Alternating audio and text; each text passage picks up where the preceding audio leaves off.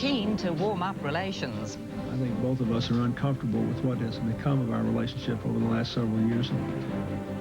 Little Eve's family mourns, but they vowed to continue her work. She wanted to live.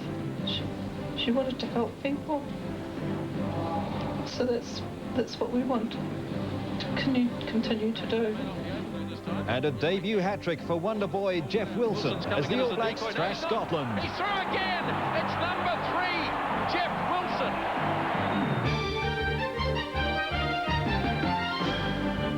Good evening. It's the clearest statement in 8 years that the ANZUS impasse could soon be broken, and it came right from the top. President Clinton speaking on a world stage about the need for a better relationship with New Zealand. He said he talked briefly with Jim Bolger, and both want a fresh start.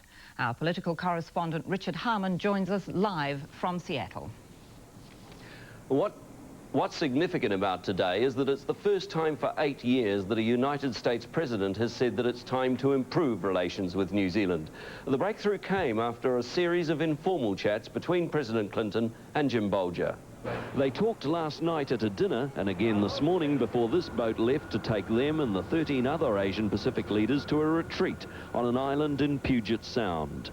This economic summit was a first, a recognition that the Asian Pacific region now embraces 40% of the world's peoples and 50% of its wealth. By morning tea, it was obvious Mr. Bolger was having a good day. The reason why became clear at the President's news conference. With Washington State's Mount Rainier providing an ironic backdrop, Mr. Clinton was asked when the New Zealand-United States relationship was going to warm up.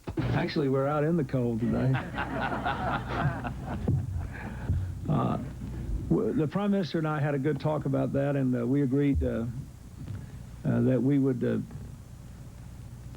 at least take a good look at our relationship and to see what else might be done. We have an awful lot in common and a lot of natural instincts toward friendship and cooperation, and I think both of us are uncomfortable with what has become of our relationship over the last several years. So we'll take another look at it. We may have something to say about it, but not today and not tomorrow. What he means by that is that having agreed that the present relationship is not satisfactory, it's uncomfortable to use his terms, he will be going back to talk with his senior advisors in Washington about what the next move is. Perhaps one of the reasons President Clinton looks ready to improve relations with New Zealand is because of what this summit symbolizes. The Asian Pacific region that we're a part of is where the United States increasingly sees its own economic future. The Asian Pacific region will play an increasingly vital role for our nation and the world. The region is home to 40% of the world's people, includes the world's fastest growing economies, and the leaders standing here represent half the world's economic output. The Asia-Pacific region, which is where we already do 70% of our importing and exporting, is going to be the dominant region for New Zealand's future. And a parting shot from the President, some advice on how to succeed in international statesmanship. Oh, I think it's like all other human relations. The more we're together, the more natural it is. It got better as it went along, like life. Mr. Bolger will be back home on Tuesday. Well, what's likely to happen now is that New Zealand and the United States will agree to quarantine off the security or the defence relationship while they resume normal political relations, Angela. Richard, what's brought about the American change of heart? Well, Mr. Bolger said that Mr. Clinton pointed out to him that he wasn't there when it all happened back in 1985. It was a Republican administration that caused the ANZUS rift in the first place. And, of course, you can't underestimate, I don't think, the importance of that New York Times editorial. That's a very influential voice to add to the argument. But if all the Asian leaders can get together like this, is there really a need for an ANZUS relationship at all? ANZUS assumed its greatest importance at the height of the Cold War, and it broke up towards the end of the Cold War. Now most countries perceive the greatest threat to their security to be an economic threat.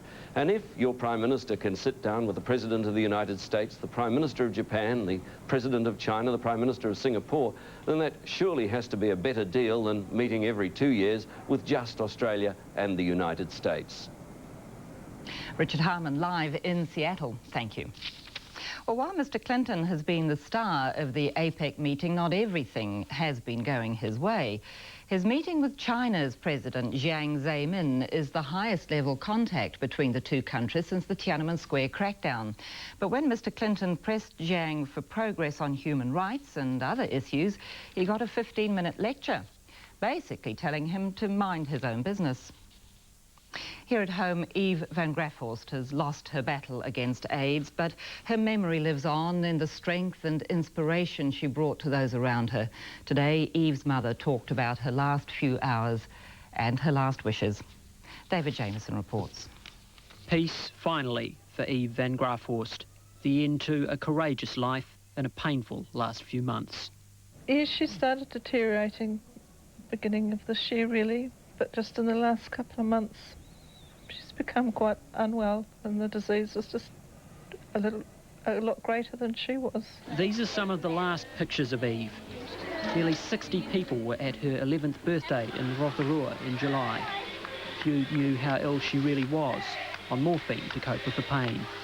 I get sore tummies, yeah, but when I'm doing something it stops me thinking about the pain.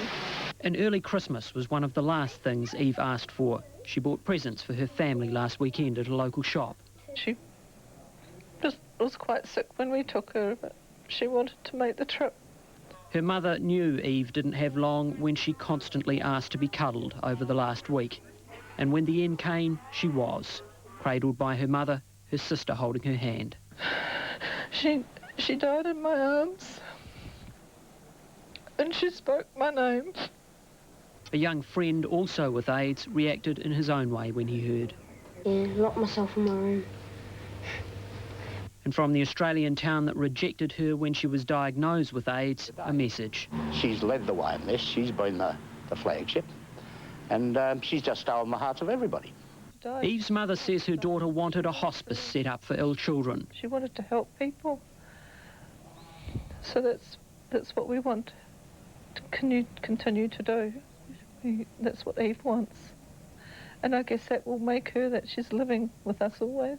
She's created a pathway, really, for people in the community who are still living with HIV. That the discrimination is still there, but I believe that we will have a much easier path to go down now. David Jameson, One Network News. Eve's family has asked for people not to send flowers, but to make a donation to the hospice she wants to set up. Donations can be sent to Angel Eve House, care of Dr. Libby Smales, Cranford Hospice, Hastings. Ahead on One Network News, the vicious gang attack that was all a mistake, and the backlash against rap claims its bad attitude is all wrong. We're looking at songs whose lyrics glorify violence, glorify the gang lifestyle, glorify disrespecting of women, are blatantly sexually explicit.